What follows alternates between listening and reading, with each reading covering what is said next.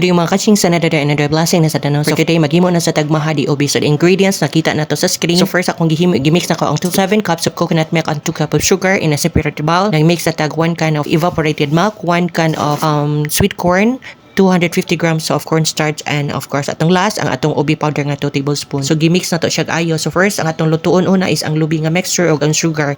So medium heat lang tano ang atong ang pag-on sa atong stove, and then atong lutuon na atong lubi ug sugar mixture. So okay lang gyud kano nga dili mapagod sa dang atong luto no. So pabuto na to sa point nga mo aso na siya, dili gyud ingon nga mobukan maglana ang atong lubi og ang sugar mixture. So init lang gyud siya, makita nimo maaso-aso na usa na to ilunod kato atong gimix nga ubi. So okay ra gyud ka aning maha, kay kung wala kay pasensya aning maha balig gyud ni siyang kapuyag luto kay di gyud nimo ni undangan og ukay. So I'm using my left and right hand gyud ning pag-ukay-ukay kay mo anglay na gyud sa pikas. So inani na to paghimo sa atong maha no. Sayon lang siya, simple lang ingredients pero ang pinakadugay nga kamag-anglay lang gyud imong kamot is aning pag-ukay. So kung nakay pasensya sa pag-ukay-ukay maha, so kinahanglan gyud ka maghimo maha kay lami gyud ang resulta. So makanegosyo pa ka. So inani gyud na manikamot gyud ka tas kag pasensya kung nanegosyo ka. So I'm using 5 ml tub of sa pagpacking na to ani. So ni every tub ang akong gihimo is 2 cups of measure sa ato ang maha DOB.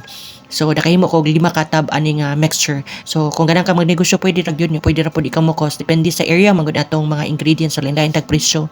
So kung ganan mo magnegosyo pwede ra gyud kaayo, sundon ra gyud ninyo pinakasayon o pinakalami our special maha DOB. So maabot na ta sa point ngayon ani na siya naggunit na ko ani kay murag di na mada buuyog na sa datong kaha inugukay na to. So mo na siya time nga pwede na nato na siya haon. So matong giingon ay preparing 5 pieces sa atong 500 ml of tub. So in every tub again 2 cups ang akong gibutang sa kada tab ana niya.